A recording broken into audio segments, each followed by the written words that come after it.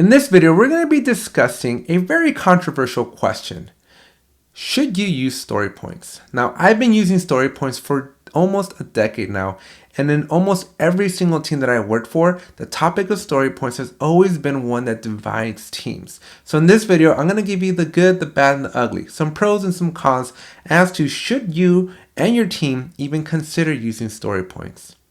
If you haven't already, please consider subscribing to the channel, drop a like if you get value out of this video, and don't forget to check out all the links down in the description down below so you can find all the different ways that you can help support the channel. I got merch, I got paid courses, and most importantly, I got links to my sponsors, so go give them some love, and let's jump into the video. Don't wanna sleep in, cause I got something to prove. I gotta take what I hate and finally make a move. Alright, so the topic of story points, as I mentioned earlier, is a very, very controversial one. I think there's an argument to be made for pro story points, and there's also an argument to be made against story points. And depending on your experience, depending on what you've personally have been through with respect to utilizing story points, not even just in Jira, but just in the Scrum methodology, then you are probably going to be on one side of the camp or the other. Now, I know people that love story points. They swear by story points. They live by the story points. I tend to lean more towards pro story points, but I also know people that are completely against story points. They'll never use them.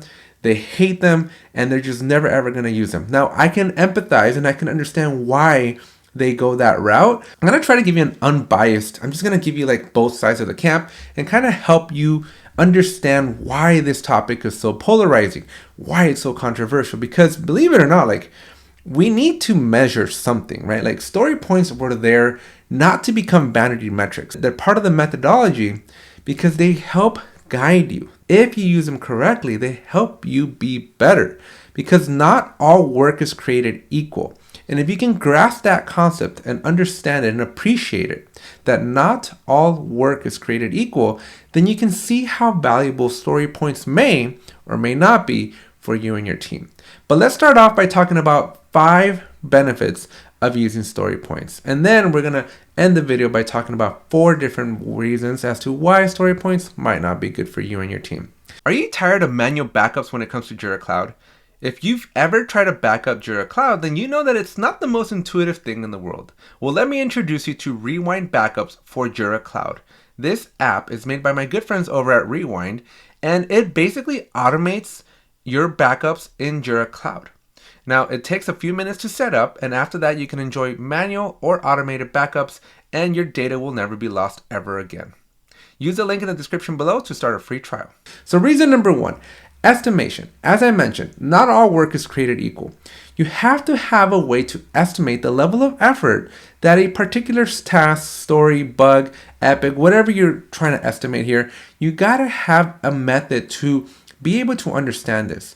Now, I'm a big fan that if story points are too controversial for you and your team, I like using t-shirt sizes. So especially like at the epic level, or if you're going above epics like at features or initiatives or themes, t-shirt sizes are really, really good ways of still expressing level of effort, because at the end of the day, you want your team to have a warm, fuzzy feeling. You want to know, you want to have an appreciation and an understanding of how much effort is this thing gonna take? And you need some way of articulating that information. So if story points are too controversial for you, then t-shirt sizes might be a good option. But regardless, having some measurable way of saying and telling your team, this is how I feel, this is what I think, this is how I perceive the level of effort for this particular item, you need something, right? And so story points or t-shirt sizes are going to be a great way for you to, again, express that level of effort, that estimate of, I think this is going to be something that's going to take me a long time, something I'm going to do in my sleep, or something that is going to take me maybe a couple of days, right? And so being able to articulate that, whether it be through story points or through, again, like t-shirt sizes, that's going to be reason number 1. Now, reason number 2 is you want to focus on complexity. I think too many teams, especially teams that are not as mature in the agile ways, they tend to associate, and because maybe just the inherent nature of we tend to get paid by the hour, they tend to associate that if some task is going to take me a week, that's a 40-hour task. Now, when we talk about estimation, we don't want to focus on time. we aren't asking our teams how long in hours, right? Something that you can measure in time. How long is it going to take you to do this? Because it is very quite possible for you to take a task such as licking an envelope that is very, very easy to do, right? Something that my 5-year-old can do.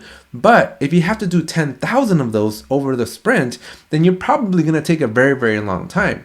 So even though the task itself is very, very non-complex, right? The level of effort required to do this over and over and over and over increases the complexity of the entire task overall. So that as a singular, it might not be complex, but as a whole, it might be very, very complex, right? So again, those story points help us articulate this to our teams, because somebody might have a representation of what they think or what they perceive to be something simple, something that should take you minutes, but the complexity really, when you look at the whole picture, can be quite complex. And these story points, again, are going to allow us to articulate complexity, not just the time variable. I will say that time does play a critical role, right? Time should definitely be part of the equation, but it should never, ever, ever be the only variable in the equation, because too many teams latch on to that. This is going to take 30 hours, or this is going to take 2 hours, or this is going to take 10 hours.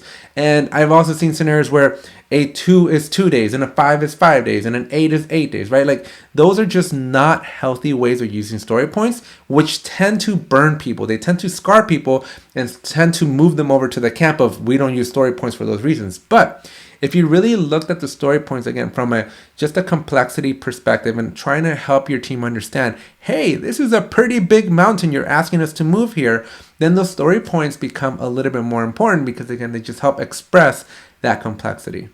Now, number 3 is a little bit more technical.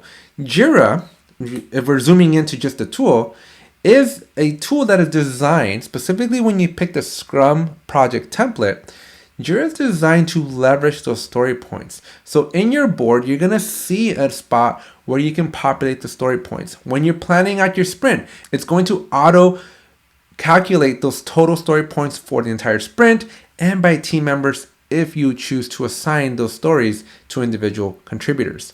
And so the whole tool is designed to really leverage these story points. So if you're not using them, you're basically missing out on some really key critical functionalities of the tool that are even more evident in this next step here when we talk about like velocity charts, we talk about burn up charts, we talk about burn down charts, right?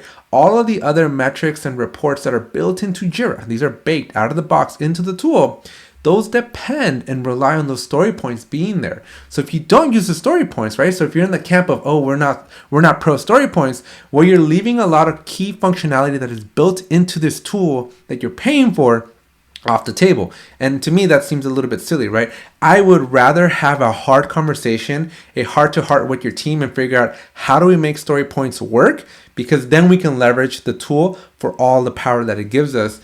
And when you completely just ignore the story points, then you tend to, again, leave a key critical part of the tool off the table. As a Jira admin, we've all been there before. Our users go in and hit delete on an issue, and even though Jira tells them, hey, once you delete this, it's gone forever, and there is no undoing it, and yet they still click on that red button and that Jira issue is deleted. Only moments later to have a change of heart and then ask you as a Jira admin to, hey, can you restore that issue that I just deleted? So you know that that's really not possible. But let me introduce you to Rewind Backups for Jira Cloud, an app made by my good friends over at Rewind. Now you'll be able to restore deleted issues. So even though your users don't follow the warnings that Jira gives them, rest assured that using Rewind Backups for Jira Cloud, you'll be able to bring back those deleted issues. Use the link in the description down below to start a free trial. Now, number 4, story points allow you to compare the size of different tasks easily, right? So you start creating these baselines. You start understanding as your team gets more experience, as they do more work, and as they just get more comfortable with the things that are being assigned to them that they're working on, they start to understand and have some correlation of like, I did something similar to this like a month ago. I think the level of effort is now this. So it becomes a little bit more trivial once your team gets into the flow of utilizing story points, and once you take the politics out of story points altogether out. right? Because if you don't do that, then it becomes a vanity game and you don't want to be in that, right? But if your team is using story points correctly, then your team will be able to get better at their estimations. They're going to be able to think objectively and remember, okay, I did something like this 2 months ago, 3 months ago, a year ago. That's how much effort it took me. Here's what I got burned. Here's what I thought I knew. Here's what I didn't know. And they're going to be able to estimate and use those points of references as baselines to help estimation in the future go even better. And finally, when we use story points, we are now a data-driven team. We are able to analyze numbers. We're able to look at them. Even if they're completely wrong, even if they're completely bogus, we have something to look at. And the one tip, the number one thing that I usually tell teams, so if you take anything away from this video, is if you're using story points, I don't care what the numbers represent. I don't care if a 1 means this or a 1 means that. It doesn't really matter. The most important thing is 2 parts. 1, those numbers are consistent. You don't fluctuate them. Today, they're not, the 1 doesn't mean this, and next week it means something else. These numbers mean the same thing across forever and ever. And number 2, everybody, all the stakeholders, upstream, downstream, all the streams, all the way across your entire company, your organization, your everybody, they should all have the same definition of what a 1 means, what a 2 means, 3, 5, 8, 13, 21. Everybody should share the same definition. Because if you have different teams that value these numbers differently, then the points become kind of pointless because different teams are going to be talking apples and oranges. So you don't want that. You want your teams to be talking the same language. And so if you follow those 5 tips here, I think these are interesting ways to see why story points do work for you and your teams. So now, since this video is getting a little long, let's quickly look at the cons. Let's look at why people don't like using the story points. Number 1, inaccuracy, right? So estimating is an estimate, but I think too many people take it to heart and they're expecting a concrete, hey, you told me it was going to take you a day. It ended up taking you 2 weeks. Whiskey Tango Foxtrot, like what's going on, right? And so I think because too many people just fail to see the value in the inaccuracy, because there is value in this inaccuracy, right? It's an estimate, folks. I like to tell people, it's an estimate. It's supposed to be a guess. It's supposed to be a swag. It's not supposed to be something that you're going to be holding people accountable to, because it's supposed to give the team, again, a warm, fuzzy feeling of the level of effort required. Not a, here's what I told you it's supposed to be, and this is what it has to be, right? So remember, Scrum is an infinite game. It's not a game like Waterfall where you have a clear beginning and a clear end. The point is to get better each and every time.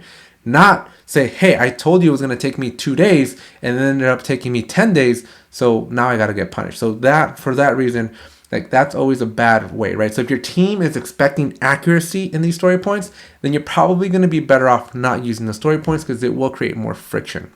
Number 2 here is resistance. A lot of people already come in with the idea that story points are bad. They've already been burned. They've already been scarred. They've already seen it not be effective. And they're just very stubborn and they're going to go, no, we don't want these, right? And so these people, it's a cultural thing, right? It's a little bit more toxic. And I think if you are experiencing resistance, it's worth having the conversation and digging deeper as to why there's resistance, right? Why are people not comfortable with using the story points, and try to become either maybe they need more familiarity, maybe they need more training, or maybe they just need to see a success story, right? Maybe they just need to see that it actually works, but it hasn't worked in the other teams for culture or whatever other variety of reasons it didn't work out for them in the past. Number 3 is vanity metrics or overemphasis in metrics. I have personally worked on a team where we bid contracts based on these story points. So we told our customer it's going to take us 10,000 story points, and that was it, right? And so we sold it on this notion of 10,000 story points. And so naturally, every piece of work that needs to be developed over that course of that project has to add up to 10,000, and you can't really go over, otherwise, you got to go do some explaining. And so when you do it like that, when you're bidding your contracts or when you're bidding to your customers or promising that you're going to stay within a certain threshold, these metrics, these story points become a vanity metric, right? They're just there for compliance, and they become completely useless at that point. If you work in a company that operates like that, then again, story points are just not going to be for you, because that's not how these story points were designed. So those are not healthy measures, right? You can't hold your team accountable for these estimates, because again, they're a guess, not a concrete dictated, this is what it is going to be, right? And so again, if you're working in these teams, probably not going to work out for you. Is your company looking for a compliant backup solution for Jira Cloud?